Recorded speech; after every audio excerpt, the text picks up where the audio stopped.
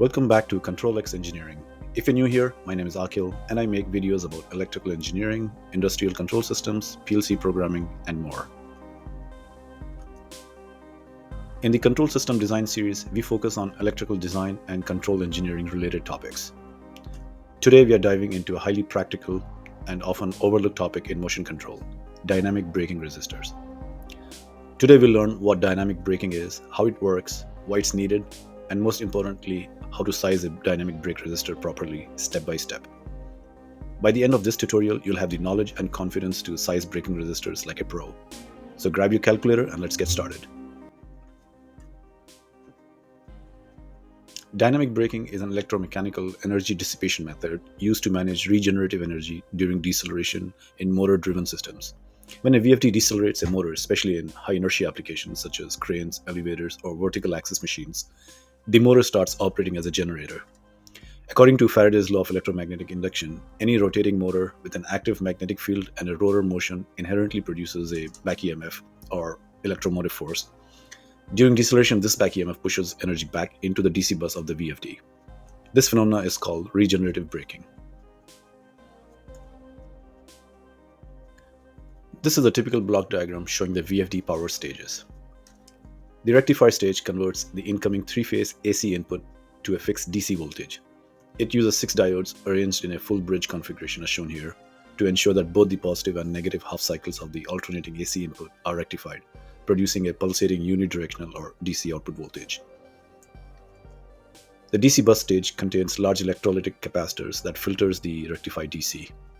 And finally, the inverter stage converts the DC voltage to variable frequency, variable voltage AC to drive the connected motor.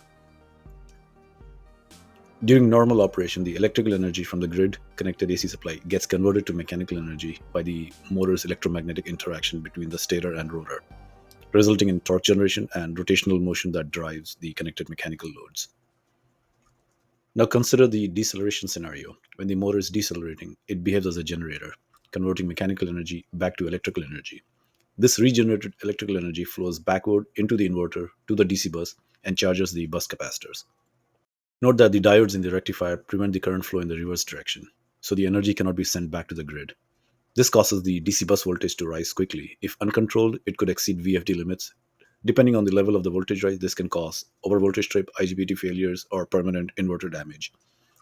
So how can this condition be prevented? To clamp the DC bus voltage down to safe levels, we need a place to dump that incoming electrical energy. This is where the brake chopper comes into the picture. It provides a path for the excessive energy to be redirected, and that energy gets dissipated as thermal energy into a brake resistor. Dynamic braking is fundamentally rooted in the conservation of energy and the principle of electromagnetic induction. Understanding these principles ensures you are not only selecting components, but also engineering a system with safety, reliability, and thermal efficiency in mind. When a motor drives a load, it converts electrical energy to mechanical energy. Conversely, when the motor is decelerating or being driven by the load, the mechanical system transfers energy back to the motor shaft, effectively turning the motor into a generator. So we have this constant energy conversion back and forth depending on what the motor is doing. During motoring, the VFD takes the energy fed to it from the power source and drives the motor. However, during braking, the motor feeds energy back to the VFD, and since it cannot push that back to the source, hence the need for dynamic braking. Just to note that there are other devices that have active front ends which are capable of converting the DC voltage back to three-phase AC and synchronizing with the grid, effectively feeding the regenerated kinetic energy back to the grid. Active front ends are used in very special use cases where energy efficiency is a key consideration. On the other hand, when working with VFDs, dynamic braking provides a cost-effective solution to the problem at hand. At its core, dynamic braking is about dissipating the excess kinetic energy from the motor and its load during deceleration. When a motor is commanded to slow down, or when the motor drives the load like a descending elevator or a fan winding down, it transitions from operating as a motor to operating as a generator. During deceleration, the rotor's speed is higher than the VFD's commanded output. In this state, the rotor's magnetic field lags the stator field. This relative motion induces voltages in the stator windings that oppose the applied VFD voltage, effectively reversing the power flow. The motor is no longer drawing electrical power from the VFD. Instead, it's feeding electrical power back into the VFD. The kinetic energy of the rotating motor and its mechanical load is given by this equation, where Ek is the kinetic energy of the system, J is the total moment of inertia of the rotating system, which includes the motor and the connected load. and omega is the angular velocity. This regenerated electrical energy travels back from the motor through the VFD's inverter section, which now acts as a rectifier and is pumped back into the VFD's DC bus. The DC bus consists of a capacitor bank. The capacitor bank is designed to smooth the rectified AC voltage from the input and provide a stable DC voltage for the inverter section. When the motor regenerates energy, this energy is essentially charging these capacitors. The energy stored in a capacitor is given by this equation, where EC is the electrical energy stored in the capacitor, C is the capacitance of the DC bus measured in farads, and V is the voltage across the DC bus measured in volts. As the regenerated energy is supplied to the DC bus, the stored energy EC increases. Since capacitance C is fixed, this implies that the DC bus voltage must increase to accommodate this excess energy.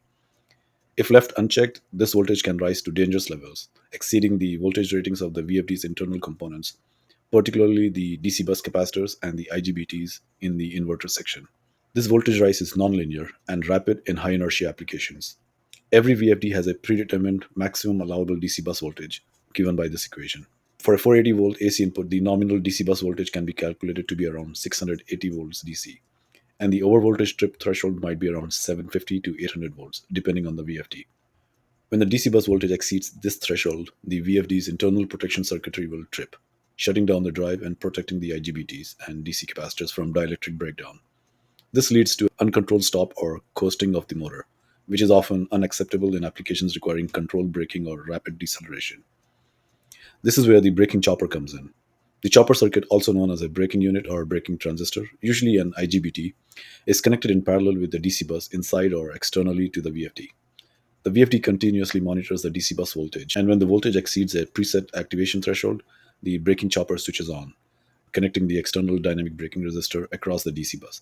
This creates a path for the excess current to flow through the resistor, dissipating the regenerated electrical energy as heat.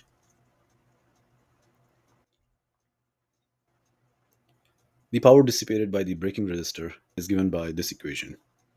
As the resistor dissipates this energy, the DC bus voltage is regulated and prevented from reaching the overvoltage trip point.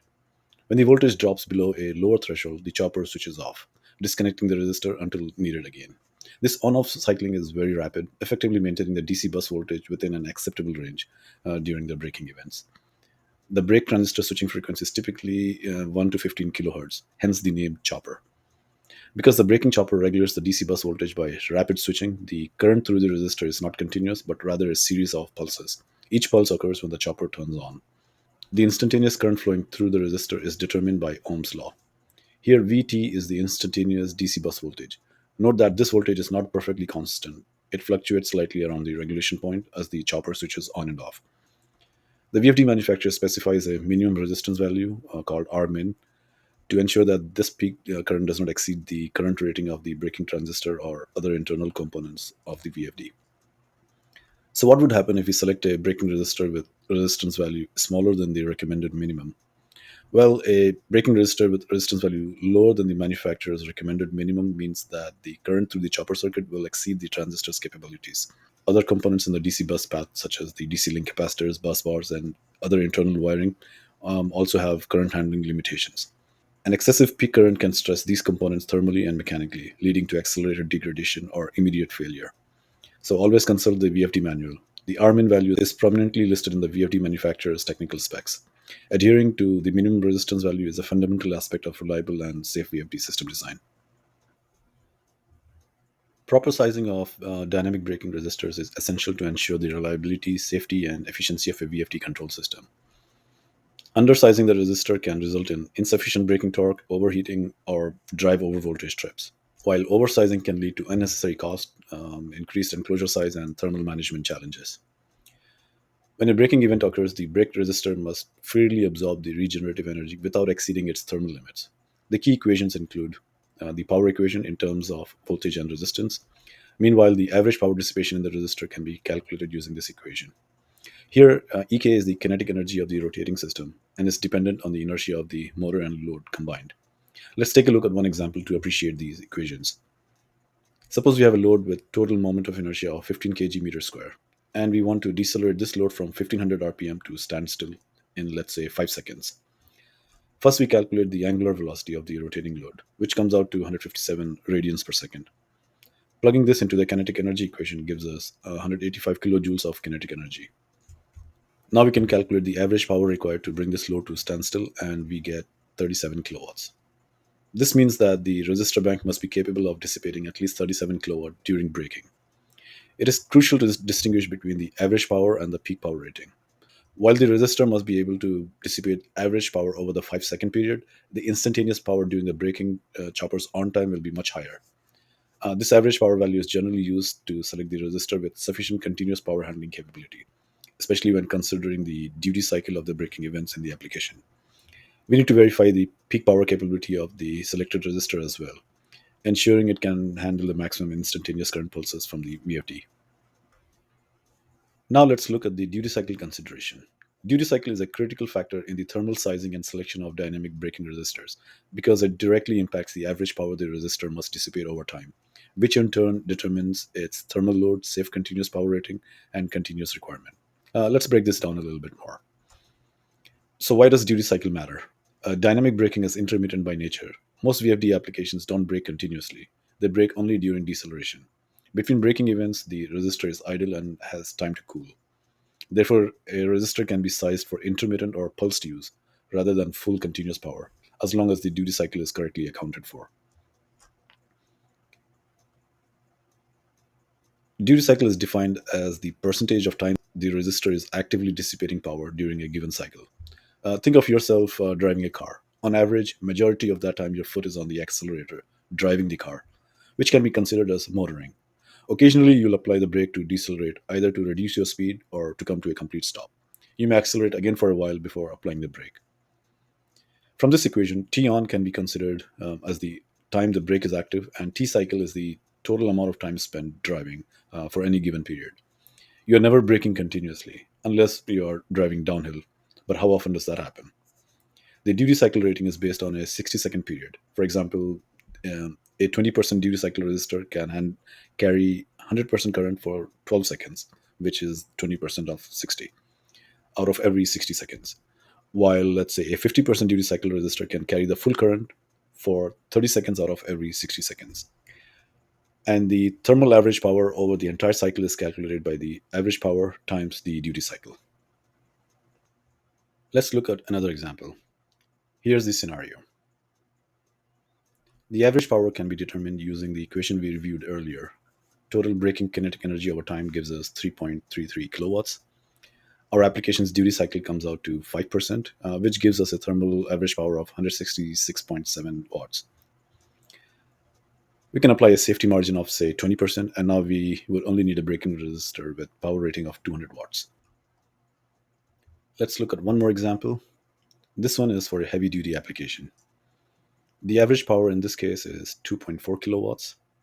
Our application's duty cycle comes out to 33%, which gives us a thermal average power of 792 watts. Again, applying a safety margin of, say, 20% brings us to 950 watts continuous. Braking resistor manufacturers usually specify the duty cycle rating. For example, a 20% duty cycle at 100% motor torque. This means that the resistor can handle 100% current for 20% of the time, which comes out to 12 seconds out of every 60 seconds. In this case, the heavy duty resistor can handle 150% current for 30 seconds out of every 60 seconds. When sizing braking resistors, always apply a safety margin, typically 20 to 50% over the calculated thermal power. Always ensure peak short-term power or pulse power capabilities exceeds the regenerative peak power over the required deceleration period. Verify your resistor housing and placement can handle the radiant and convective heat without impacting other components, and ensure adequate cooling is available to prevent resistor overheating. Next, let's look at the consequences of improper resistor sizing. If the braking resistor is undersized, then this can lead to a few problems like overheating, premature resistor failure, VFD overvoltage trips during deceleration, as well as possible fire hazards. On the other hand, oversizing your braking resistor means you'll be spending more money, require more space, and add unnecessary complexity to your project. In summary, proper resistor sizing is a balance of electrical, thermal, mechanical, and cost considerations. By applying precise calculations, factoring duty cycle, and complying with relevant standards, we can ensure safe and effective braking performance. Now that we have covered the theory, In this section, we'll go deep, step by step, into the methodology of calculating the proper size and specification of a braking resistor. This ensures a resistor can effectively absorb and dissipate energy generated during braking without compromising safety, performance, or compliances. In order to size a braking resistor for an application, we will need the following basic information about the application. The inertia of the system includes the inertia of both the motor and the connected load. This is required because it directly determines the amount of kinetic energy that must be dissipated during deceleration. The larger the inertia, the more energy is stored in the rotating system when it is spinning. This is the energy that must be removed or dissipated during braking to bring the system to a stop. As we have seen earlier, the kinetic energy of the rotating system is given by this equation. The braking duty cycle is critical in braking resistor calculations, as we have seen, because it defines how often and for how long the resistor must dissipate energy, which directly affects the thermal design and power rating of the resistor. Dynamic braking is not a continuous process as it occurs intermittently, so the resistor must absorb high power during short braking intervals or high peak power and cool down during idle periods. Thus, average thermal power over time is what determines the continuous power rating of the braking resistor, not just the instantaneous peak. This is the required time to decelerate the motor from given speed to standstill. This term refers to the continuous torque that an electric motor is designed to produce under standard operating conditions without overheating. The speed will determine how long it takes to brake the motor using the available torque. The faster the shaft speed, the longer it will take to decelerate to standstill. The braking chopper only comes into play when the DC bus voltage exceeds the braking threshold, at which point the chopper transistor connects the external braking resistor across the VFD's DC bus. This will determine the required resistance value of our braking resistor. Note that this is not the normal DC bus voltage, but rather the threshold value at which the chopper circuit is activating during deceleration.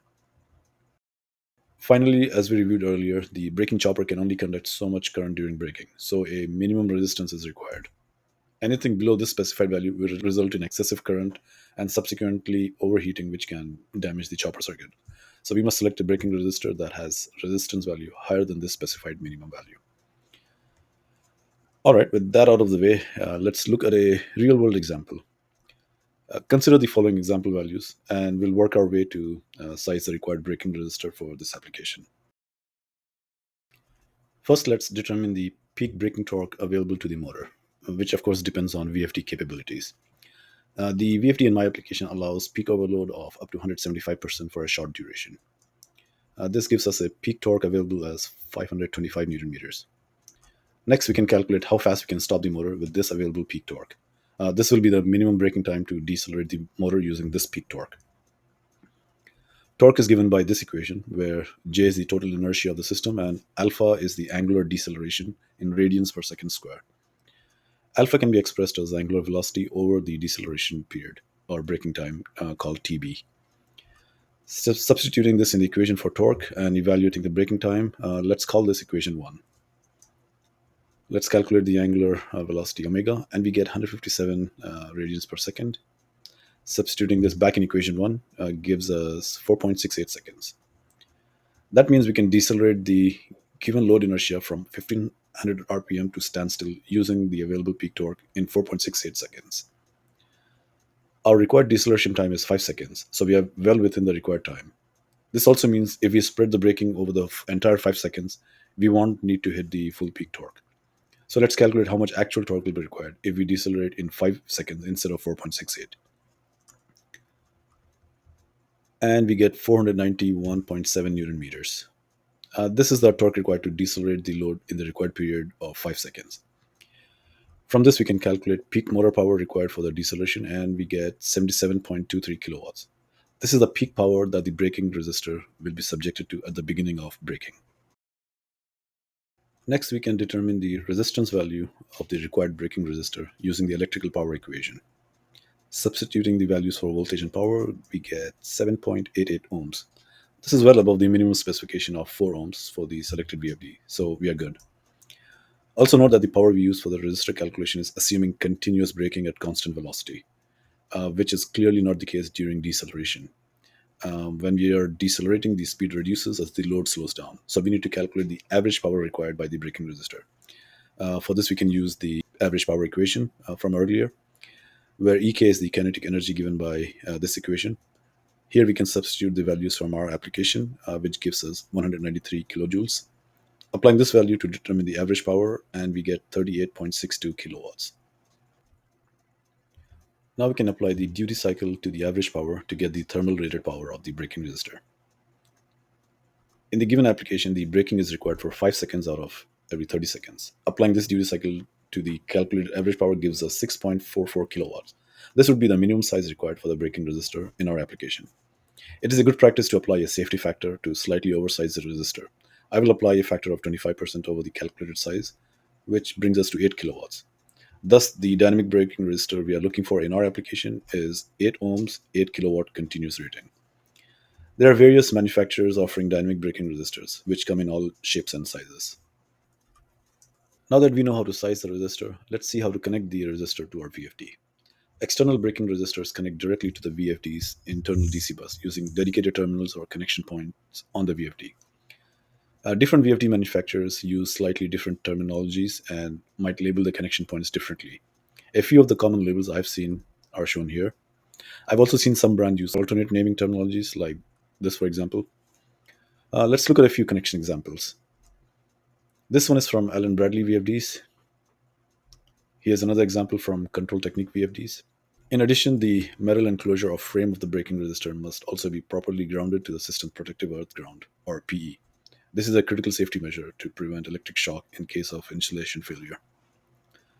Some DBRs also come with an integrated thermal switch. This switch is normally closed and opens if the resistor temperature exceeds a safe limit. This contact should be wired into the VFD's fault input or an external control circuit like PLC input to generate a fault and safely trip the VFD, or disconnect power if the resistor overheats due to prolonged or excessive braking. Next, I want to talk about the selection principles and practical engineering guidelines to help ensure the correct and reliable application of braking resistors in VFD control lab systems. Uh, Step one, begin by analyzing the application. Is the braking event frequent, for example, in a high cycle packaging machinery, or infrequent, like an elevator emergency stop? What are the deceleration time constraints? Are there multiple drives braking simultaneously on a shared DC bus? This determines the energy profile and determines the thermal and pulse requirements for your resistor. Follow the energy and power calculation as shown earlier. Reassess load inertia and speed range, braking torque profile, and duration and frequency of braking cycles to calculate your duty cycle. Always include a generous safety margin in both the power rating, for example, 10 to 25%, as well as resistor surface temperature rise. This will account for changes in ambient temperature, altitude, component aging, and tolerances. So always consider a generous safety margin within allowable budget, of course. Refer to VFD chopper specs for DC bus activation thresholds, both activation and shutdown, and maximum braking current supported by the VFD. Ensure that your calculated resistance value is greater than the VFD minimum spec and that it aligns with your required braking torque. Confirm physical resistor selection so that it supports adequate airflow or heat sinking and must have space for safe thermal dissipation, as well as has proper IP rating for your environment. Example, IP20 for control panels or IP65 for exposed areas.